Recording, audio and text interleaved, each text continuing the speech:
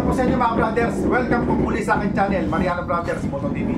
Bali sa oras na ito, ang isi-share ko po sa inyo yung tungkol po dito sa class lining ng TMX 155. Kasi po nung nakaraan, naibahagi ko po sa inyo yung tungkol po dun sa class lining ng Paraco.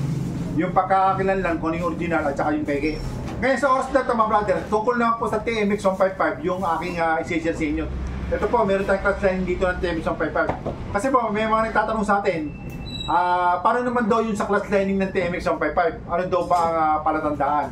Ayan. Kasi po mga brothers, malilito ka kung hindi mo po kabisado o hindi mo po alam kung ano yung original. Kasi parehas yan ng packaging mga brothers. Meron siyang tatak ng Honda o sticker. Parehas yan ng part number. Ayan. Parehas yan 5 piraso. Kaya malilito ka kung hindi nyo po alam ito mga brothers. Kaya dapat malaman nyo po ito kasi baka mapagkamalian nyo.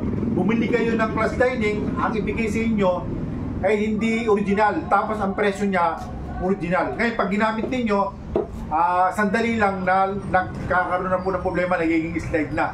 Ngayon ang nangyari, ang nasisisi, mekaniko yung gumawa. Ayan mga brothers. Ngayon sa pagkakataong ito mga brothers, mapapaalam po sa inyo yung tunay na class lining o yung original. Sa magitan po nito ating i-expose ngayon na dalawang klase ng class lining ng TMX 155. Ito po kagaya ng Rusi 150, Rusi 175, Skygo, ayan, Motorstar, pare-parehas po yan mga brothers. TMX 125, parehas po ng class lining yan. Pero bago natin simulan to mga brothers, kung napasal ka rin sa akin channel, huwag nyo sanang kalimutan na mag-subscribe, pakipindot po notification bell button. Piliin nyo po yung all para updated po kayo pagka mag-upload po ako ng mga bagong videos, okay?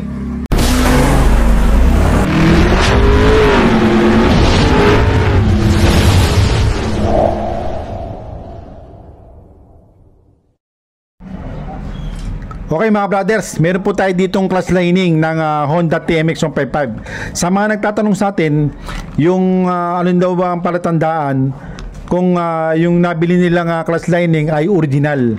Kasi po sa panahon ngayon mga brothers, nagkalat na po yung peke o yung hindi original.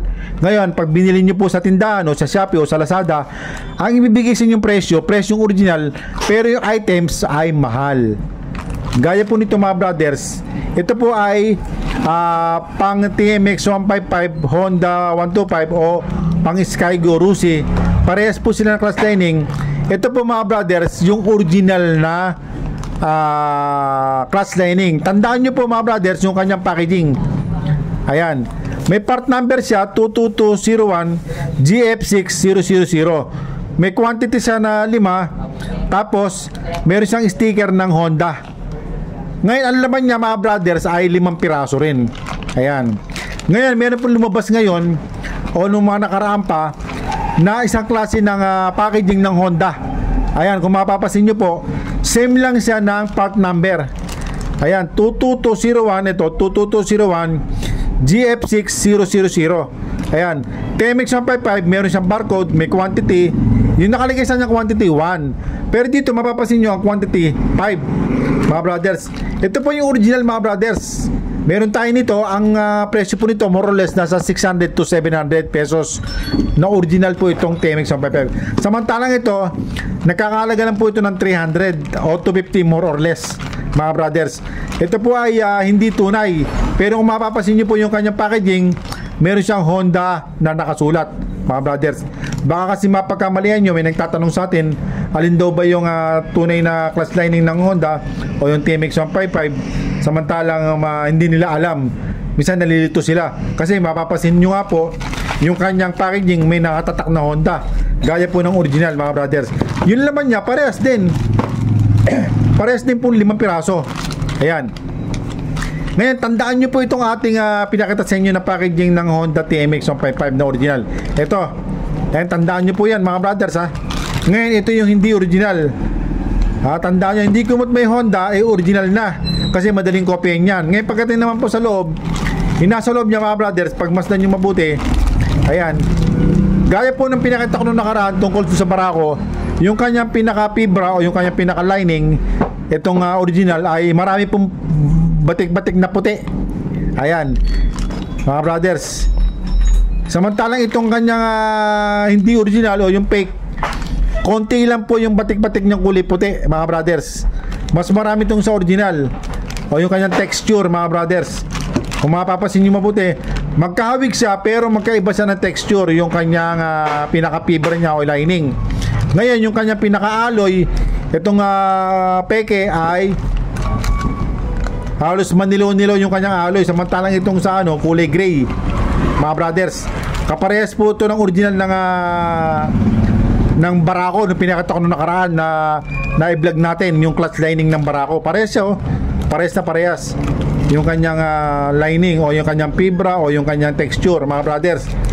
Ngayon, baka malito kayo pag may bumili kayo sa tindahan, ito ibigay sa inyo, tapos tinanong kayo kung magkano, tinanong nyo kung magkano, ibibigay sa inyo yung presyo ng ganito. Kaya dapat aware po tayo, kasi po ang nangyayari pag may ginawa yung mekaniko, ang may dala ng kagad na pyesa, minsan hindi binibili sa shop, may dala na kagad silang pyesa. Ang nangyayari po, nasisisi yung gumawa, kasi binili niya ng original pero peke naman pala, tapos pag pinakabit sa mekaniko hindi nagtatagal, ang nasisisi yung gumawa.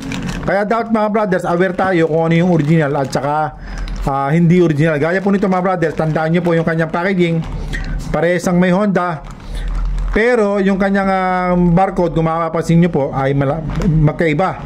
Ayan, mga brothers. Ngayon, yung hindi po batayan na kumot marami nakasulat na Honda ay tunay na. Yan, mga brothers. Kaya tandaan nyo po yan, mga brothers, para po alam nyo kung sakaling bibili kayo.